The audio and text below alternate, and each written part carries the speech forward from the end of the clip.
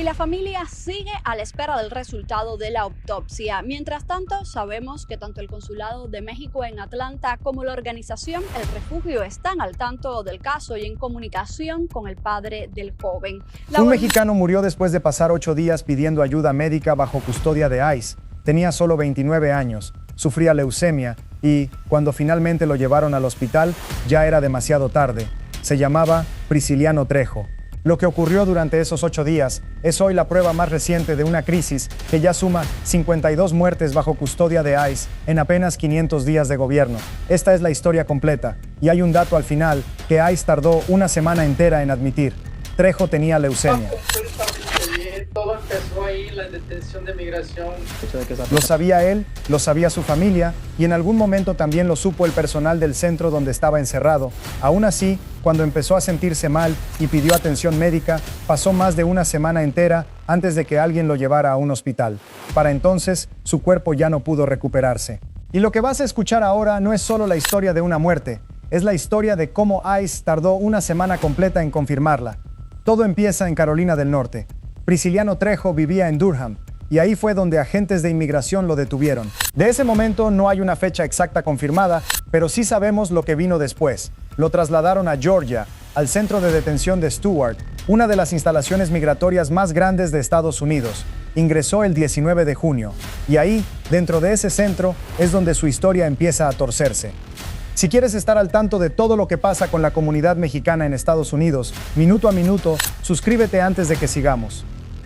El 6 de julio, Prisciliano se sintió mal y pidió atención médica. Tenía leucemia, una enfermedad que no perdona el tiempo perdido. Y sin embargo, según denuncian su familia y 4 organizaciones defensoras de migrantes, ICE no lo trasladó a un hospital sino hasta el 13 de julio, 8 días.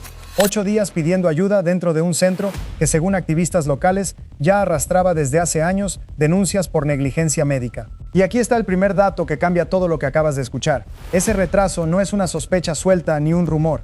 Es la cronología que sus propios familiares reconstruyeron después, hablando con las organizaciones que acompañaron el caso desde el primer día.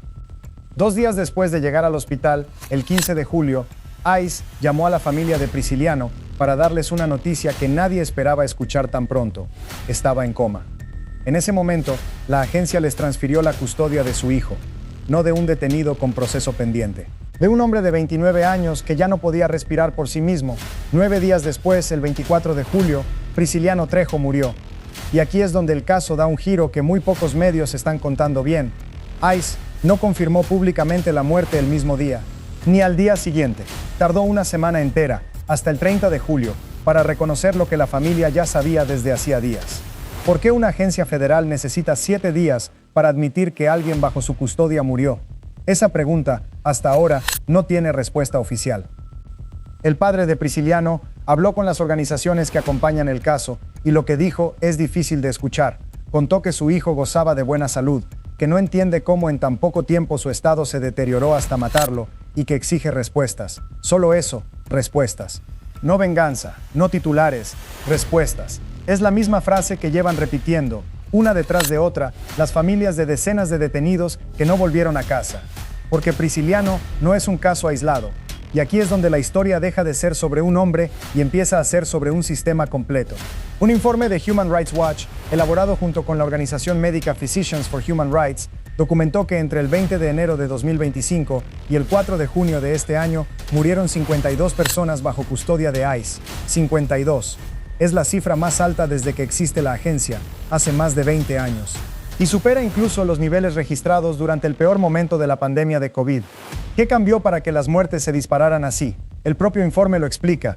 Durante el primer año del segundo mandato de Trump, el número de personas detenidas por ICE creció un 77%, pasando de unas 40,000 a más de 71,000.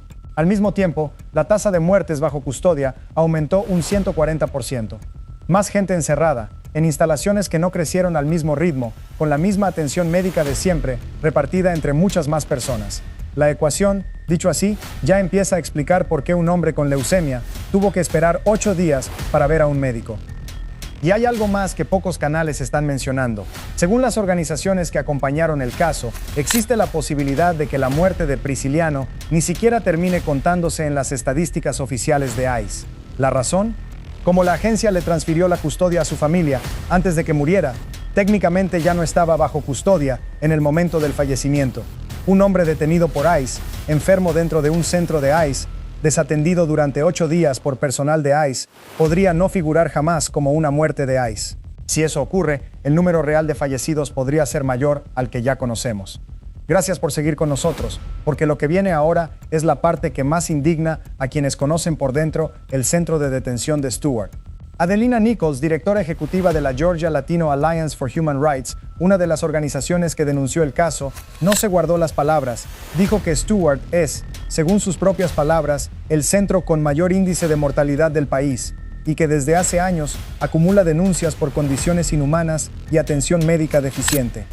No es la primera vez que ese nombre aparece en una investigación de este tipo, y activistas que han dado seguimiento al centro sostienen que, sumando el caso de Prisciliano, ya sería la muerte número 15 ligada a esa instalación, aunque esa cifra corresponde a un conteo hecho por organizaciones civiles, no a un registro oficial confirmado por la agencia.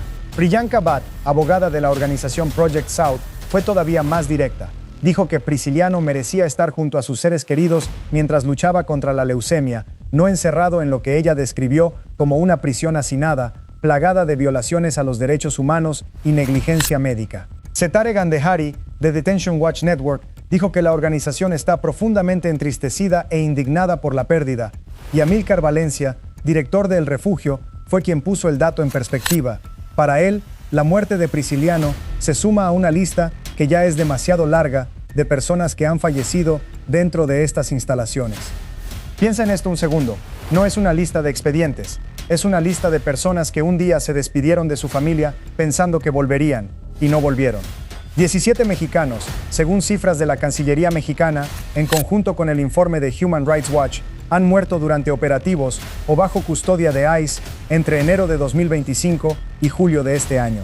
17, y de esas 17 familias, muchas dependían del dinero que esos hombres y mujeres mandaban a sus comunidades en estados como Michoacán, Oaxaca y Guerrero. Cuando ICE confirma una muerte, no está confirmando solo un nombre, está confirmando que una casa en México se quedó sin el ingreso que la sostenía.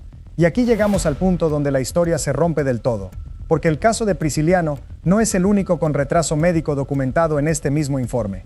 El reporte de Human Rights Watch menciona el caso de un hombre que murió el 22 de septiembre de 2025 tras presentar fiebre, tos y un absceso infectado, sin ser enviado de inmediato a un hospital, y que cuando por fin recibió atención ya tenía signos de choque séptico. Menciona también el de un mexicano que falleció en agosto de 2025 después de contraer COVID y pasar casi 2 semanas en aislamiento, cuya familia sigue, hasta el día de hoy, sin recibir la información completa sobre lo que ocurrió con su hijo.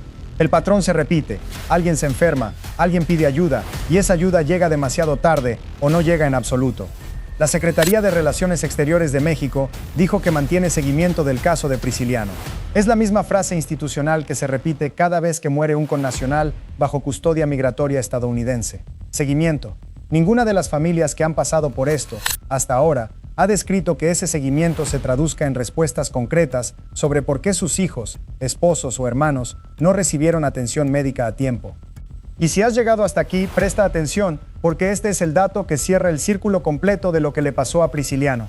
La agencia de noticias EFE intentó obtener una reacción oficial de ICE sobre este caso específico.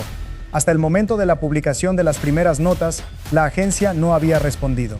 Ni una línea, ni un comunicado, ni una confirmación de los hechos que la propia familia ya había hecho públicos. El mismo patrón que retrasó 8 días la atención médica de Prisciliano dentro del centro, se repitió después, hacia afuera, con el silencio institucional frente a la prensa y frente a su familia. Lo que queda de todo esto es simple y es duro a la vez. Un hombre de 29 años, con una enfermedad que la medicina moderna sabe tratar cuando se actúa a tiempo, pidió ayuda durante 8 días dentro de una instalación del gobierno de Estados Unidos. Nadie respondió a tiempo. Terminó en coma y después terminó muerto, y la agencia responsable tardó 1 semana en admitirlo públicamente, mientras su nombre se suma a una lista de 52 personas que, según el informe más reciente de Derechos Humanos, murieron bajo custodia de ICE en apenas 500 días de este gobierno. Una lista que crece más rápido que en cualquier otro momento de los últimos 20 años. Su padre lo dijo mejor que cualquier titular: nadie debería morir bajo custodia. No es una frase hecha para cerrar un video. Es literalmente lo único que esa familia está pidiendo. Y hasta ahora, es lo único que no han recibido.